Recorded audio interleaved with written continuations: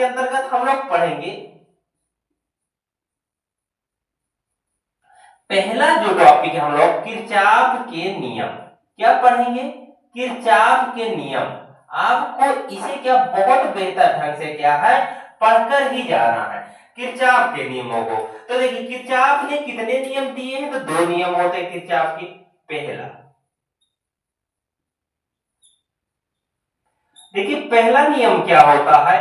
पहला नियम कहता है कि किसी विद्युत परिपथ के प्रत्येक संधि पर मिलने वाली समस्त विद्युत धाराओं का जो बीजीय योग होता तो शून्य होता। मतलब कोई भी विद्युत परिपथ है, तो जैसे देखिए कोई भी विद्युत परिपथ है तो उसकी क्या है प्रत्येक संधि पर मिलने वाली समस्त विद्युत धाराओं का जो बीजीय योग होता तो क्या होता है? शून्य होता है। और ये जो नियम है तो क्या आवेश संरक्षण के सिद्धांत पर आधारित है। ये जो नियम है तो किस पर आधारित है? आवेश संरक्षण के सिद्धांत पर। संरक्षण के सिद्धांत पर आधारित है। इस नियम को हम लोग क्या है धारा का नियम भी कहते हैं। इस नियम का दूसरा नाम क्या? धारा का नियम भी कहते हैं। कभी कभी ऑब्जेक्टिव में यही पूछ लेता है कि किरचॉफ का कौन सा नियम धारा का नियम कहलाता? तो पहला नियम क्या कहलाता? धारा का नियम कहलाता। अब देखिए इस नियम को थोड़ा समझते हैं। कह रहा है किसी भी विद्युत परिपथ के प्रत्येक संधि पर मिलने वाले समस्त विद्युत धाराओं का बीजीय योग। जैसे हम मान लेते हैं कि कोई देखिए यहां से जो क्या है कोई देखिए धारा आ रही है यहां से और यहां से भी, माना यहां से धारा I1 आ रही है, यहां से I2 आ रही है, ठीक है, और इस संधि पर मिलती है। और यही जो धारा दो वायरों द्वारा आ रही थी यही यहां से क्या तीन वायरों द्वारा क्या है आगे चली जाती है ये। तो देखिए जो क्या है धारा यहां से माना ये क्या है I3, ये I4, ये I। तो देखिए मेन बात ये है धारा मिलती कहां पास है? तो यहां पास मिलती है। तो यहां से जो I1 और जो I2 यहां से जितनी धारा ला रहे होंगे दोनों वायरों में, माना कि इनसे इससे क्या है 3 एंपियर आ रही है और इससे 4 एंपियर आ रही है, ठीक है ना।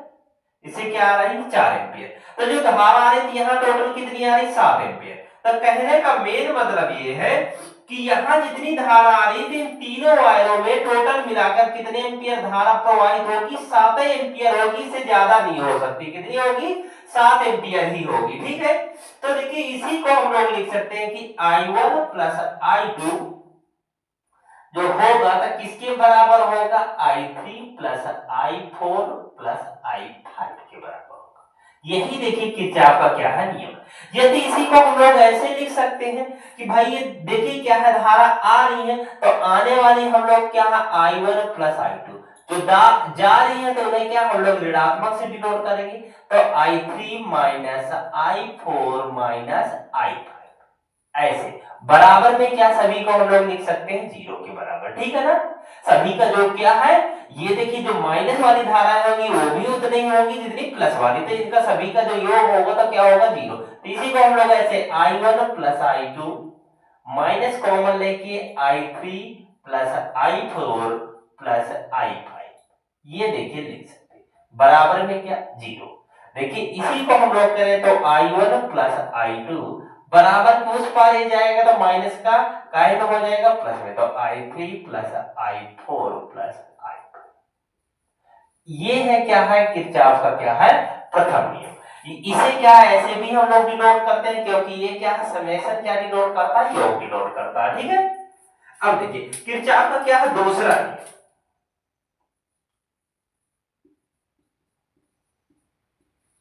दूसरा देखिए दूसरे नियम को हम लोग ये जो नियम है इसे हम लोग वोल्टेज का नियम भी कहते हैं। क्या कहते हैं? वोल्टेज का नियम भी कहते हैं। दूसरे नियम का दूसरा जो नाम है तो क्या है वोल्टेज का नियम भी इसे कहते हैं। और ये जो नियम है तो आवेश संरक्षण के सिद्धांत पर आधारित है। ये जो नियम है तो किस पर आधारित है?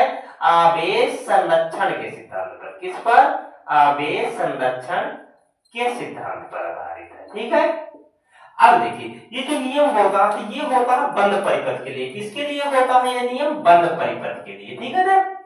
बंद परिपथ के लिए नियम होता है, बंद कोई विद्युत परिपथ है उसके लिए नियम होता है। तो ये नियम कहता क्या है? ये नियम कहता है कि किसी भी बंद विद्युत परिपथ के प्रत्येक खंडों में बहने वाली जो विद्युत धाराएं तथा उनके संगत प्रतिरोधों के गुणनफलों तथा उस परिपथ को दिए गए क्या है विद्युत वाहक बलों का जो बीजीय योग होता था क्या होता शून्य होता। आप इसे ऐसे समझिए, जैसे माना क्या है कोई बंद विद्युत परिपथ है, उसके कई सारे क्या है खंड है, तब प्रत्येक खंड को क्या है प्रत्येक खंड में बहने वाली क्या विद्युत धारा मान लेते हैं आई है और उसके संगत क्या जो प्रतिरोध है तो क्या आर तथा उसके क्या उस विद्युत परिपथ को दिया गया विद्युत वाहक बल को किससे डिनोट करते हैं ई से। इनका जो क्या होता है जो योग होता है बीजीय योग होता है तो क्या होता है शून्य के बराबर। ये क्या होता है हम लोगों का, ये हमारा होता है क्या है किरचॉफ का द्वितीय। तो इसे आपको पढ़ लेना कि किसी भी बंद विद्युत परिपथ के प्रत्येक खंड में बहने वाली धारा तथा उसके संगत प्रतिरोधों का गुणनफल तथा उस परिपथ को दिए गए विद्युत वाहक बलों का बीजीय योग जो होता था क्या होता शून्य होता है। ये देखिए हमारे क्या किरचॉफ के नियम हो गए, तो आपको इन्हें अच्छे से पढ़ के ही जाना है। तो चलिए देखते हैं आगे। अगला देखिए हम लोगों का क्वेश्चन क्या है, तो अगला जो क्वेश्चन है तो वो क्वेश्चन है कि हम लोगों का जो आता सेलों का क्या है संयोजन, क्या है सेलों का क्या होता है संयोजन। इसे देखिए आपको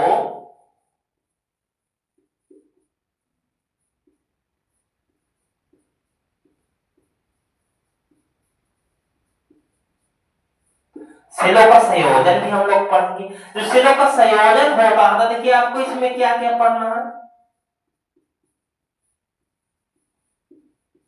श्रेणी क्रम संयोजन और क्या है समांतर क्रम संयोजन।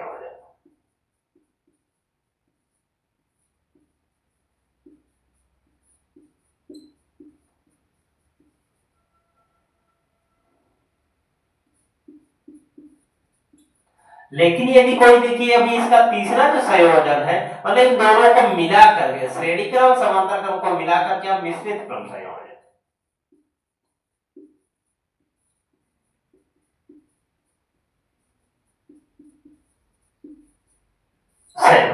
लेकिन तीनों संयोजन को पढ़ना है।